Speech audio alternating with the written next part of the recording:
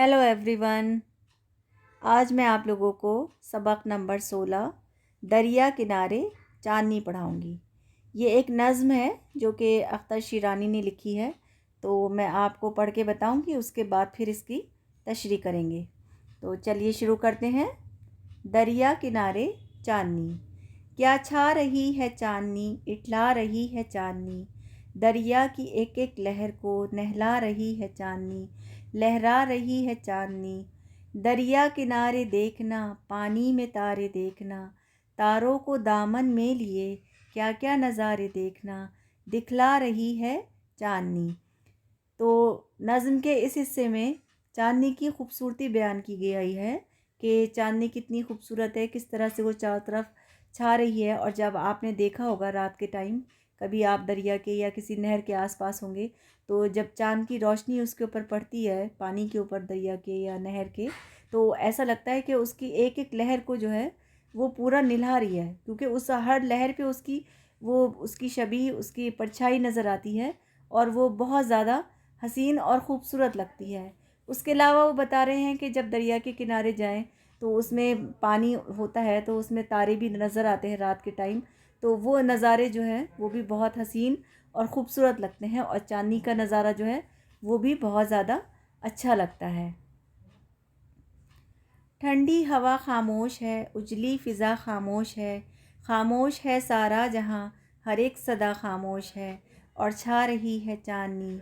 ए लो वो बदली आ गई और चांदनी पर छा गई, बाहर निकलने के लिए फिर आई फिर कतरा गई, घबरा रही है चांदनी।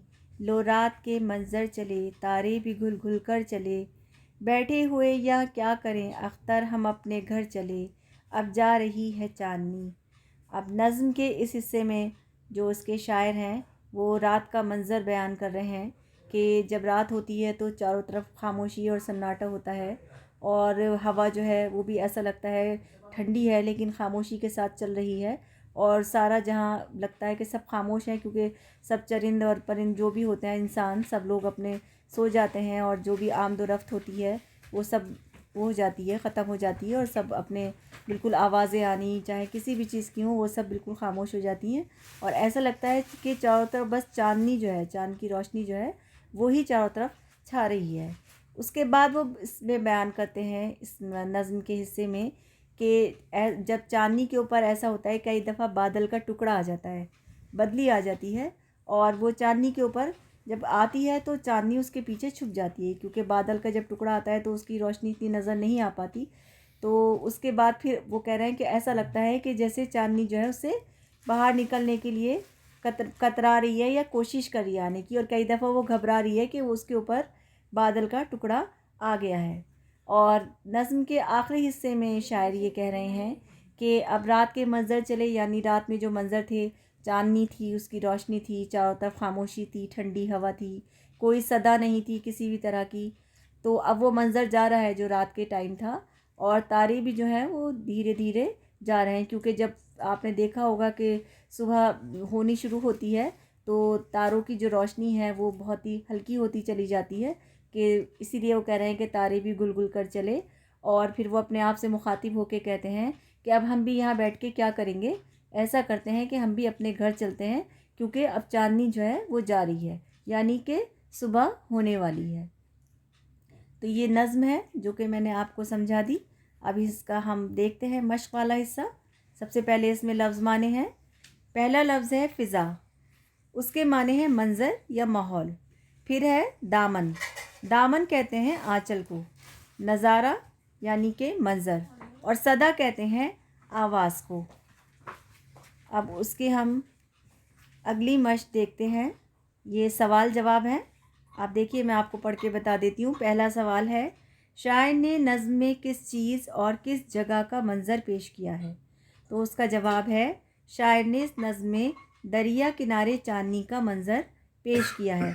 सवाल नंबर 2 है, दरिया की एक एक लहर को नहला रही है चांदनी का क्या मतलब है? उसका जवाब है, इसका मतलब है कि चाँद की रोशनी दरिया की हर लहर पर पड़ रही है। सवाल नंबर 3, पानी में तारे क्यों नज़र आ रहे हैं? जवाब है, पानी में तारे नज़र आ रहे हैं क्योंकि दरिया पर चाँद की रोशनी पड़ रही है और दरिया का पानी साफ़ और शफ़ाफ़ है। सवाल नंबर 4 है, शायर ने चांदनी के घबराने की क्या वजह बयान की है। यहाँ घराने लिखा है, इसमें बे का नुक्ता रह गया है, आप देख लीजिएगा, आपकी उसमें किताब में होगा। यहाँ पर है घबराने, घबराने की क्या वजह बयान की है।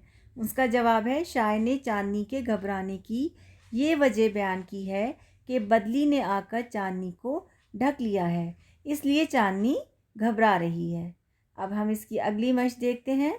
नीचे दिए हुए मिसरों को मुकम्मल कीजिए। यहाँ पर नज़्म के मिसरे दिए हैं, उनको हमको मुकम्मल करना है नज़्म में से ही अल्फाज लेकर। जैसे कि आपको इसमें दिख रहा होगा कि मैंने यहाँ पर वो अल्फाज लिख दिए हैं, मैं आपको पढ़ के बता देती हूँ। नंबर 1 है, दरिया की एक एक लहर को, बीच में जो हिस्सा खाली था उसमें आएगा लहर। उसके बाद है, पानी में तारे देखना, यहाँ पर आएगा तारे। नंबर 3 में उजली फ़िज़ा खामोश है, तो यहाँ पर आएगा नंबर 3 में फ़िज़ा। नंबर 4 है, और चांदनी पड़ छा गई, तो नंबर 4 में आएगा खाली जगह में चांदनी। नंबर 5 है, लो रात के मंज़र चले, इसमें आएगा मंज़र। और नंबर 6 में आएगा, अख्तर हम अपने घर चले, इसमें आएगा घर। तो इस तरह से इसको आप मिसरों से मुकम्मल मैंने किया है, इसी तरह आपको करना है। अब इसकी अगली मश्क देखते हैं। नीचे दिए हुए लफ्ज़ों की जमा लिखिए। यहाँ पर लफ्ज़ लिखे हुए हैं, उनकी जमा हमें लिखनी है। जैसे कि मैंने यहाँ लिख दिया है, आप लोग देखिए, मैं बता देती हूँ। तारा वाहिद होता है, उसकी जमा होगी तारे। फूल की जमा है फूलों। फ़िज़ा की है फ़िज़ाएँ। और मंज़र की है मनाजिर। कुछ बच्चे इसमें गलती करते हैं, वो मनाजिरें लिख देते हैं और मंज़रों लिख देते हैं, तो वो सही मुनासिब लफ्ज़ नहीं है। इसकी सही जमा जो है वो मनाजिर होती है। सदा की जमा है सदाएँ। नदी की जमा है नदियाँ। नज़ारा की जमा है नज़ारे। और लहर की लहरें। लहरें में आप देख लीजिएगा कि बहुत ज़्यादा मिस्टेक बच्चे करते हैं कि उसको बड़ी ये से लिख देते हैं, लहरें कर देते हैं, लहरें को। तो इसकी आप लोग अगर मश्क करेंगे तो बहुत अच्छा रहेगा और आपसे कोई गलती फिर नहीं होगी।